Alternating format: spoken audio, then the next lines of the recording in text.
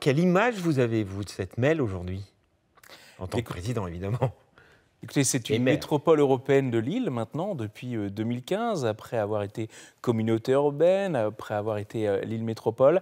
Eh bien, en dehors de ce changement de nom, c'est aussi une multiplication de compétences. La métropole a quasiment toutes les compétences réservées aux communes et elle est maintenant présente au quotidien de l'ensemble des métropolitains. Donc ça veut dire toutes les compétences, ça veut dire que c'est quelque chose qui compte aujourd'hui, évidemment, dans la vie de toute la population métropolitaine, c'est évident.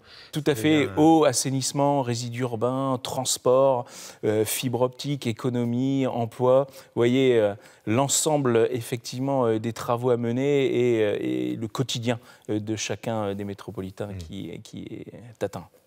Alors on dit que c'est la métropole la plus rurale de France. C'est un atout? C'est un frein, un handicap? Qu'est-ce que vous en dites? Avoir une métropole la plus rurale de France, c'est un atout et une richesse. Il faut savoir que le cadre de vie, c'est le premier facteur d'attractivité des cadres, des employés et des entreprises.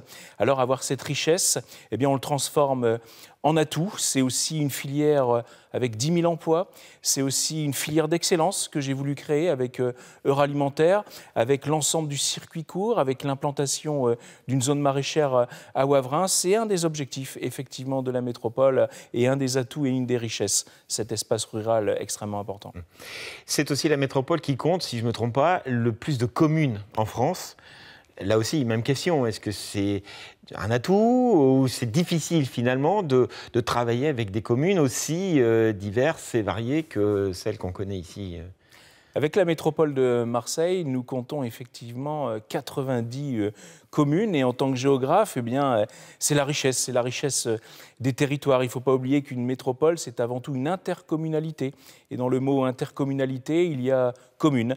Eh bien, historiquement, nous sommes 85 et nous sommes passés à 90 il y a maintenant un an avec l'intégration d'une nouvelle collectivité, celle des WEP, et nous sommes amenés à grandir et c'est une richesse d'avoir chaque habitant, qu'il soit de Warneton ou de Tourcoing, et c'est une richesse pour son président de travailler avec l'ensemble et surtout pour tous les métropolitains.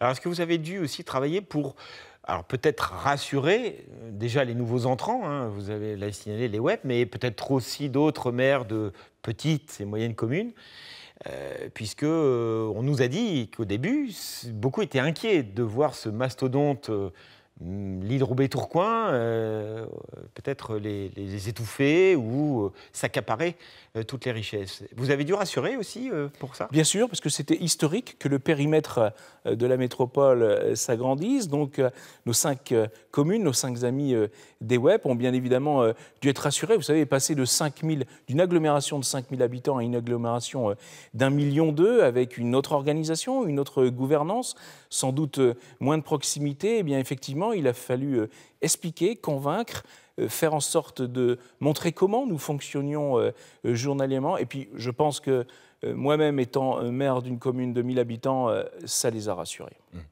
Et clairement, aujourd'hui, une petite ou moyenne commune, même une grande, ne pourrait plus vivre sans appartenir à cette communauté urbaine, enfin cette MEL.